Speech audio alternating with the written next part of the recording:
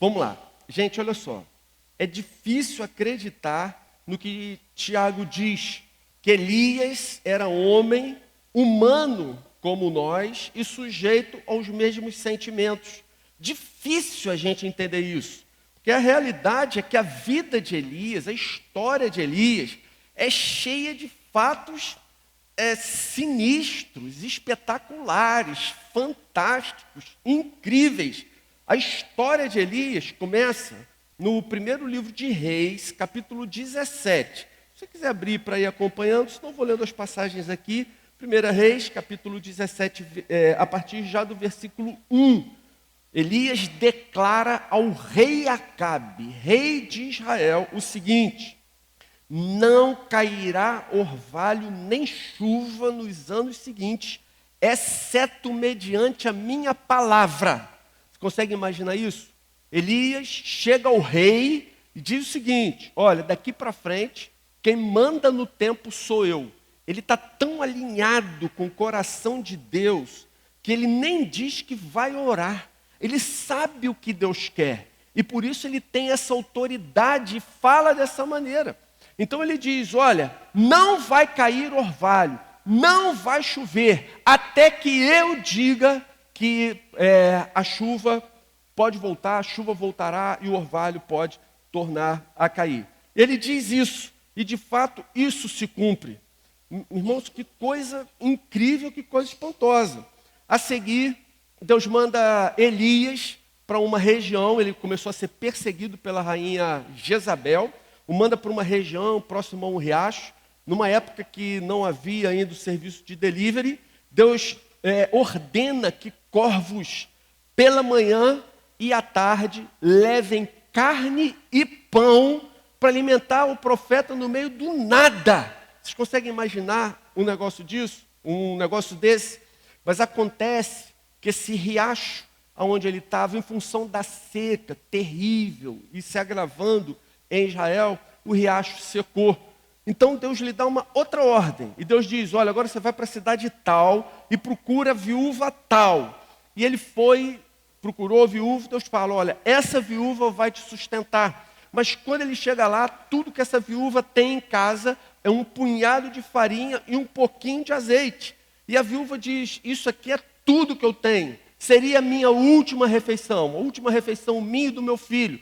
Nós iríamos comer esse punhado de farinha misturado com essas gotas de azeite e depois disso simplesmente morreríamos, porque não há mais nada para se comer ao redor, próximo, na nossa cidade, em Israel, que ela seria a sua última refeição. Mas novamente, com extrema ousadia, Elias se volta para aquela mulher e diz: não tenha medo, assim diz o Senhor, o Deus de Israel, a farinha na vasilha não se acabará, e o azeite na botija não se secará, até o dia em que o Senhor fizer chover novamente sobre a terra. Irmão, você consegue imaginar isso? Fome graçando, as pessoas estão morrendo nas ruas de Israel de fome. Aquela viúva tem um punhado de farinha, algumas gotas de azeite, mas Elias diz a ela: olha, vai tirando azeite dessa cumbuca. Você vai tirar, e vai tirando farinha dessa cumbuca. Você vai tirar, e a farinha não vai acabar. Pode derramar esse azeite, entorna com vontade. Vamos comer bem. E você verá que o azeite não irá acabar. E do jeito que Elias disse, assim se cumpriu. A farinha não acabou, o azeite não secou, foi suficiente para alimentar Elias, a viúva e o seu filho, até que voltasse a chover em Israel. Mas o filho daquela viúva acabou ficando doente, a doença se agravou e ele veio a morrer. O que acontece com Elias? Elias ora, clama ao Senhor e o menino ressuscita. O menino, depois de morto, volta à vida. Em 1 Reis, capítulo 17, versículo 22, diz: o Senhor ouviu o clamor de Elias e a vida voltou ao menino e ele viveu. Bem, não apenas isso, Elias ainda cheio de ousadia e querendo confrontar definitivamente o problema que levou Israel àquela miséria. Abri um parênteses. Qual foi o problema que levou Israel a essa miséria, dessa seca, dessa falta de graça e bênção da parte de Deus? Israel havia abandonado o Senhor e ergueu na sua nação altares a Baal e a um Deus chamado Azerá, ou melhor, uma deusa chamada Azerá. E ali naquele momento, então, Elias, cheio de ousadia, fala para Acabe. O rei Acabe, reúne todas as autoridades de Israel, reúne todos os líderes de todas as tribos, reúne todo o povo de Israel no Monte Carmelo. E nós vamos clamar aos nossos deuses. Vocês clamam a Baal, eu clamo ao Senhor. O Deus que responder com fogo, esse é o Deus verdadeiro.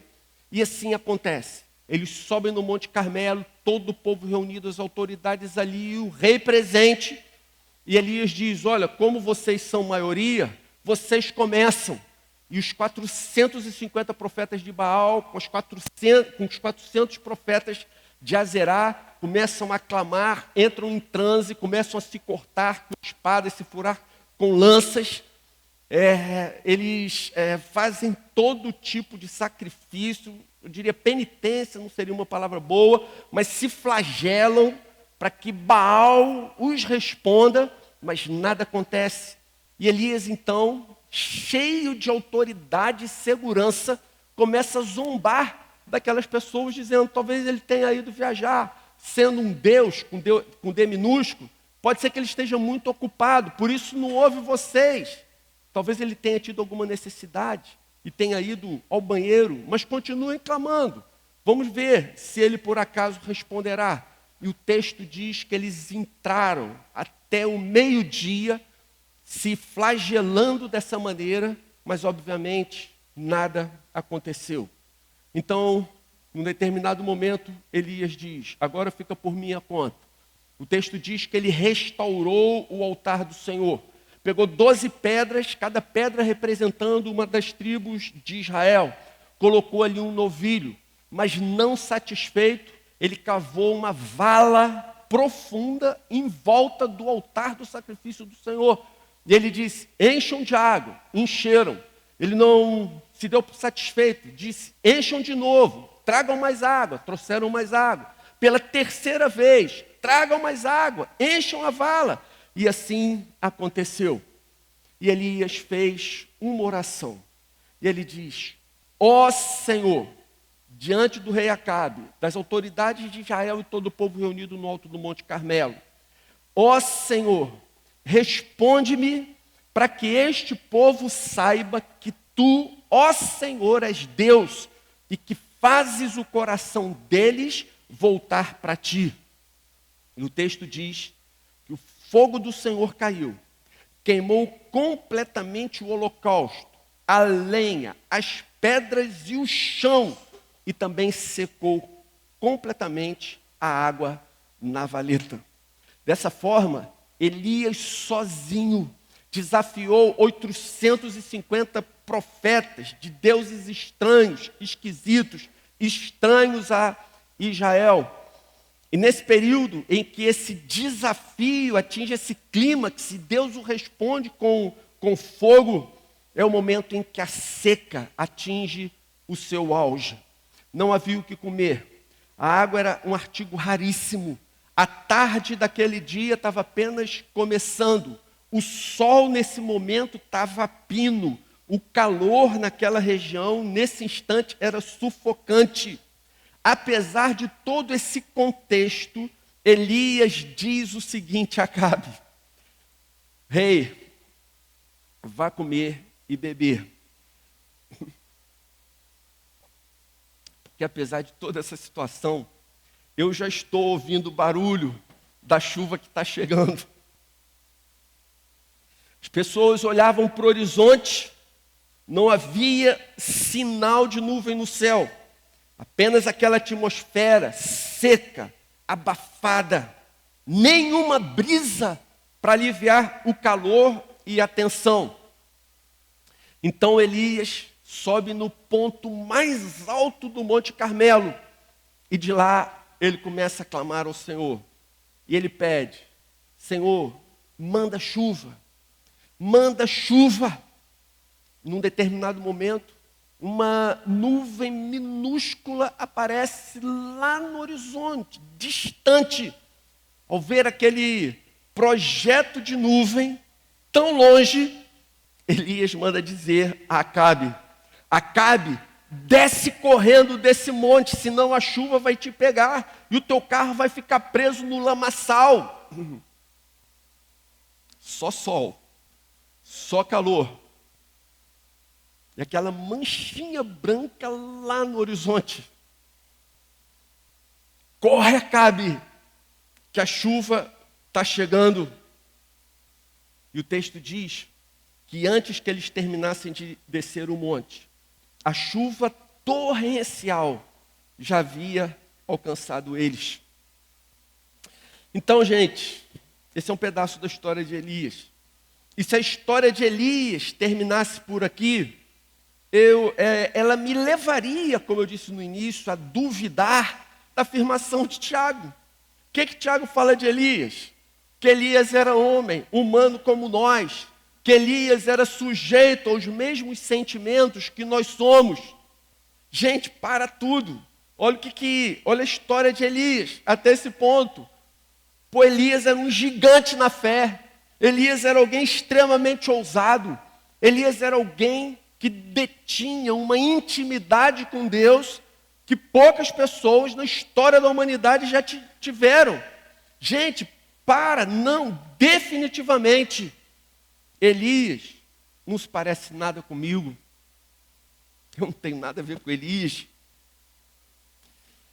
Como ele é semelhante a nós, como ele é humano como nós. Não, ele é totalmente diferente, ele é alguém, um ponto totalmente fora da curva. Mas depois de ter acontecido isso, horas depois de Deus ter respondido a Elias com fogo no alto do Monte Carmelo, acontece algo que vai provar que Tiago tinha razão, que Elias era mesmo homem igual a nós, sujeito aos mesmos sentimentos.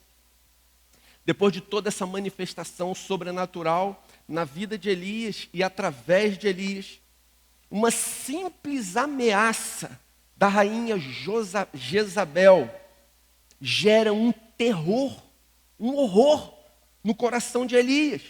Ele fica tão aterrorizado com a ameaça de Jezabel que ele decide fugir. E o seu medo era tão grande que ele anda uma distância de 615 quilômetros, mais de 600 quilômetros, 40 dias e 40 noites andando sem parar e se enfurna numa caverna. Uma crise assola o coração de Elias. Depois de toda essa manifestação gloriosa de Deus na vida do profeta, de repente aquele homem se encontra numa crise. Ele passa a ter dúvida em relação à vida, ao futuro. Como será o futuro? Haverá futuro para mim? Será que um dia essa crise, esse terror, esse medo que agora assola o meu coração, será que um dia isso vai passar? Será que um dia eu vou voltar a ter paz, alegria? Será que um dia eu vou voltar a me regozijar na presença de Deus? Agora sim, pelo menos, essa parte da vida de Elias parece muito com a minha. Esses sentimentos de medo, insegurança, fragilidade, tristeza, essa sensação que talvez tenha assolado o coração dele de um possível fracasso, isso parece com sentimentos que tantas vezes assolam o meu coração. Irmãos, é verdade. Tiago tem razão. Elias era homem como nós, sujeito aos mesmos sentimentos. Mas o Senhor o encontra na caverna. E o Senhor pergunta para ele, 1 Reis 19, 9, Elias, o que você está fazendo aqui? Gente, essa pergunta é de Deus mesmo para Elias. Você está pensando que eu estou contextualizando a pergunta? Não, essa é a pergunta de Deus para Elias. Elias, o que você está fazendo aqui? Depois confere lá, 19, 9. Elias, eu tenho um plano para a sua vida. Elias, eu quero te usar. Elias, eu tenho um plano de redenção para a humanidade e esse plano está em andamento. Eu quero que você seja um instrumento nas minhas mãos para que esse plano se efetive, para que esse plano se realize. Eu quero abençoar os seus queridos através da sua vida. Eu quero abençoar o meu povo, os meus escolhidos, através da sua vida. O que você está fazendo aqui nessa caverna? Então, 19, de 11 a 13, o Senhor lhe disse, saia e fique no monte, na presença do Senhor, pois o Senhor vai passar. Então veio um vento fortíssimo que separou os montes, esmigalhou as rochas diante do Senhor, mas o Senhor não estava no vento. Depois do vento, houve um terremoto, mas o Senhor não estava no terremoto. Depois do terremoto, houve um fogo, mas o Senhor não estava nele. E depois do fogo, houve um murmúrio de uma brisa suave. E quando Elias ouviu, puxou a capa para cobrir o rosto, saiu e ficou à entrada da caverna. Novamente, a voz lhe perguntou, Elias, o que você está fazendo aqui? Gente, muitas vezes nós nos encontramos em cavernas e nós ficamos esperando Deus vir nos buscar dentro delas. Nós esperamos, talvez, que Deus se manifeste para nós na forma de um furacão, um vendaval, que venha a afastar definitivamente nossos medos. Nós admitimos que Deus se manifeste como um terremoto, que, quem sabe, venha quebrar barreiras que dificultam o nosso caminho, atrasam a nossa caminhada, um terremoto que venha abrir, quem sabe, um caminho mais fácil para nós. Nós imaginamos Deus se manifestando como um fogo consumidor, que queime os nossos problemas e nos livre deles, mas Deus se manifestou na forma de uma brisa suave. Deus se manifesta como quer e quando quer. Então considere o seguinte, eu posso estar esperando Deus vir com muito barulho, alarde, alvoroço,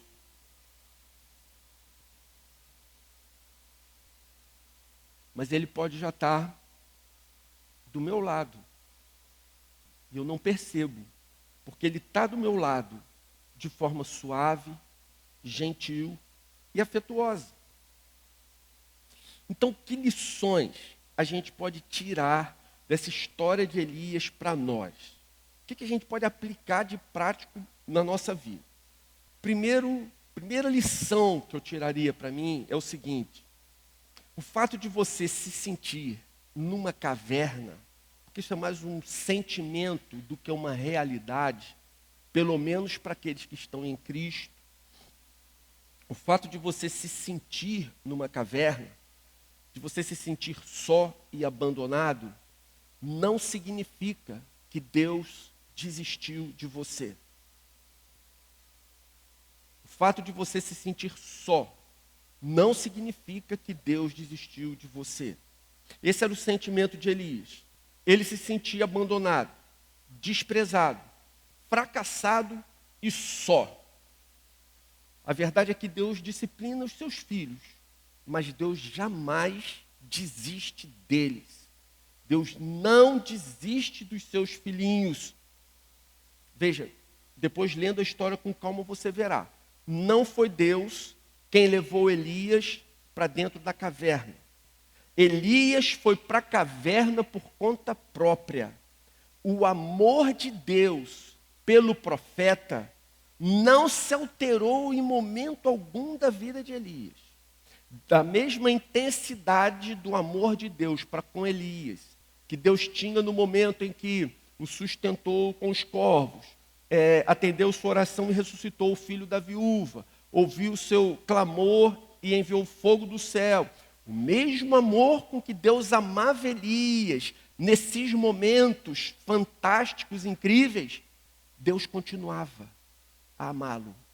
A intensidade do amor de Deus por ele não mudou em momento algum.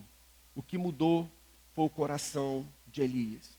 Os planos para a vida de Elias nunca foram mudados. Não foi Deus quem conduziu Elias para dentro da caverna. Os planos dele permaneceram. Quem mudou não foi Deus. Quem mudou foi Elias. A segunda lição considere o seguinte, vê se você concorda comigo. Uma vez que Elias era um homem igual a nós, sujeito aos mesmos sentimentos, Elias era humano como nós, tinha os mesmos sentimentos, a gente acabou de ver o pavor dele diante da ameaça de uma mulher. Ele era um homem igual a nós, sujeito aos mesmos sentimentos, orou para que não chovesse, não choveu. Orou para que chovesse, choveu. Orou para que o filho da viúva ressuscitasse, ressuscitou. Clamou para que Deus mandasse fogo do céu, Deus mandou. O que você está esperando para começar a orar? Por que você não tem orado? Ou porque temos orado tão pouco? Se Elias era um homem igual a nós, sujeito aos mesmos sentimentos, e orou para que não chovesse, não choveu, chovesse, choveu, o menino ressuscitasse, ressuscitou, caísse fogo do céu, caiu. Se ele era igual a nós, Deus ouvia tão intensamente, tão rapidamente, tão diretamente suas orações, por que nós não temos orado mais a Deus? Por que não o temos buscado mais? Terceira lição. Irmãos, eu quero dizer aqui, em nome de Jesus, eu creio que Deus está falando com a gente, que o seu tempo de caverna acabou. Tempo de caverna acabou. Deus quer que você se coloque em sua presença, atento. 1 Reis 19:11. O Senhor disse a Elias: saia, fique no monte, na presença do Senhor. Fique na presença do Senhor, porque o Senhor vai passar. Olha que oportunidade que Deus está dando a gente para, nessa semana, nós sairmos de retiro, nós sairmos da nossa rotina, do nosso dia a dia, nós podermos dedicar todo o nosso dia, naqueles dias ali, para buscarmos o Senhor, para ouvirmos o Senhor. Serão dias em que a gente vai ficar um pouco ausente, toda essa discussão política, econômica, problema de colégio, faz greve, não faz, passeata, não faz. Vamos ficar a parte disso tudo, podendo nos dedicar a Deus mais intensamente, podendo ouvir a Deus mais profundamente, podendo cultivar uma intimidade com Deus ainda mais próxima. Irmãos, o Senhor disse: saia, fique na presença do Senhor, porque o Senhor vai passar. Nunca houve uma situação em que o povo de Deus o buscasse e ele não passasse. O Senhor vai passar naquele retiro. O Senhor vai passar aqueles dias lá. Ele estará lá. Ele vai passar por lá. Ele vai se manifestar lá. Como ele vai se manifestar? Vai ser um vento fortíssimo, um terremoto, um fogaréu, uma brisa suave.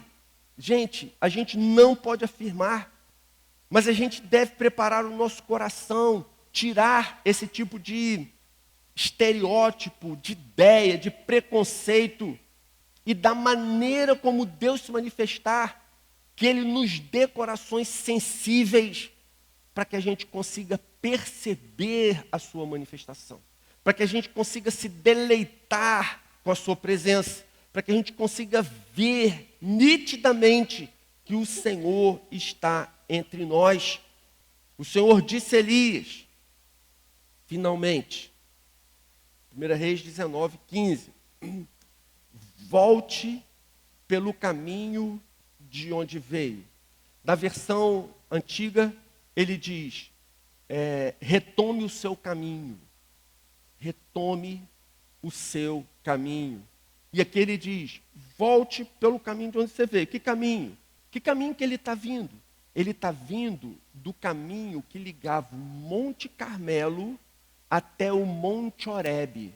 Então ele diz, volte pelo caminho. E ele diz, olha, volte pelo caminho por onde veio e vá para Damasco. Chegando lá, unja Azael como rei da Síria. E Deus sai dando outras ordens que Elias tinha que cumprir. Olha a coisa interessante. Depois você me fala se achou interessante ou não. Carmelo significa monte fértil. Pode ser monte florido. Carmelo é lugar de fertilidade. Flores, cores, perfumes, situações agradáveis. O fogo desceu do céu. Deus honrou Elias. Deus ouviu a sua oração. Tudo isso aconteceu no Carmelo. Horebe. Horebe é outro nome para o Monte Sinai. Monte Sinai é uma montanha de pedra no meio do deserto. É só pedra. E é no meio do deserto, no meio do nada. Você só vê pedra. Você sobe em pedra e a sua vista só alcança pedra no Monte Sinai. Na vida, é normal nós termos dias de Monte Carmelo. E é normal nós termos dias na caverna, em Horebe. É normal nós termos Carmelos, tempos de Carmelos em nossas vidas. E é normal termos tempos de cavernas em Horebe. O que não é aceitável, e o nosso coração precisa lutar contra, é nós nos recusarmos a sair de Horebe e voltarmos para o Carmelo, para continuarmos o trabalho que o Senhor entregou para nós. Então, Deus diz para Elias, volte pelo caminho por onde veio. Sai dessa caverna. Vai de volta em direção ao Carmelo, porque a obra que eu preparei para você, Elias, ainda não foi concluída. Tem muita coisa que precisa ser feita. Vá, retome o seu caminho, retome o seu ministério, retome a sua comunhão, retome a sua paixão. Ainda muita coisa a ser feita. A obra não foi concluída. É normal, dias de Carmelo e dias de Horebe. Mas nós não podemos aceitar com passividade ficarmos de maneira conformista, indiferente na caverna.